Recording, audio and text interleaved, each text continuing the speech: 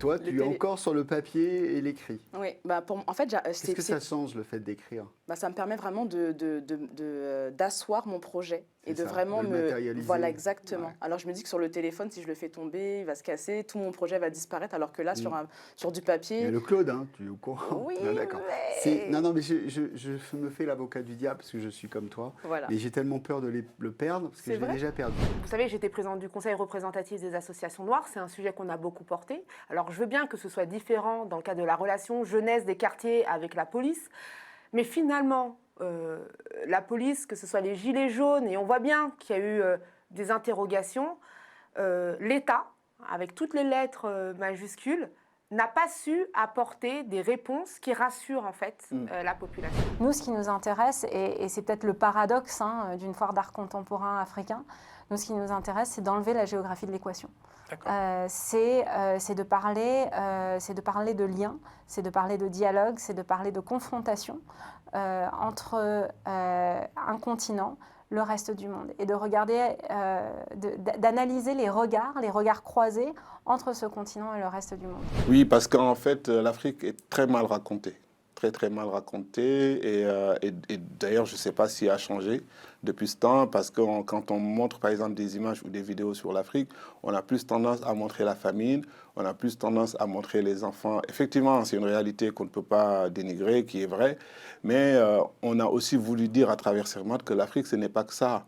L'Afrique aujourd'hui, c'est la première ressource mondiale en humains.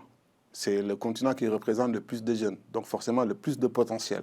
Et ça, il faut le raconter, il faut le faire découvrir à ce monde-là. C'est la Russie qui a donné l'indépendance à l'Ukraine. Et au moment de l'indépendance, il y avait des accords qui prévoyaient l'indépendance du Donbass, que l'Ukraine n'a pas respecté. Ces mêmes accords précisaient que l'Ukraine ne devait pas aussi entrer dans l'OTAN. Tous ces faits nous montrent que c'est une guerre qui aurait dû être évitée. Il est sorti de l'entretien avec un langage nécessairement optimiste en disant qu'en gros, des solutions avaient été esquissées avec Poutine. Mais ça fait partie de la diplomatie. On ne peut pas sortir d'une rencontre en disant on a tout raté. Je crains qu'hélas, M. Poutine n'ait fait que bercer Macky Sall de promesses et de douces illusions. Parce que les Russes n'ont absolument pas envie de lâcher cette arme alimentaire.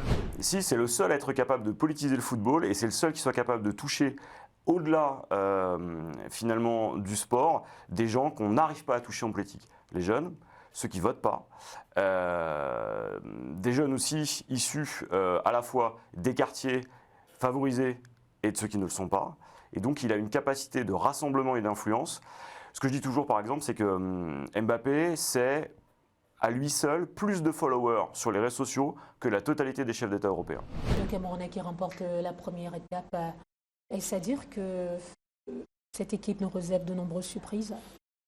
Le Cameroun, en ce qui concerne le tour du Cameroun, a toujours été dans le top 5. Ouais. Maintenant, est-ce que le Cameroun a les moyens face aux équipes professionnelles qui viennent d'Europe, de l'Afrique de l'Est et même de l'Afrique du Sud? Est-ce que le Cameroun a les moyens d'aller les rivaliser?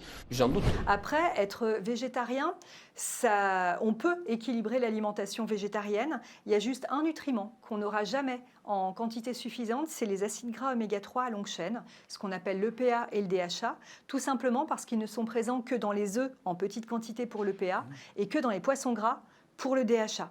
Donc si on est strictement végétarien, c'est-à-dire uniquement produits laitiers et œufs, plus les aliments végétaux, on n'aura jamais de poisson, donc on sera toujours carencé en acides gras oméga 3 à longue chaîne.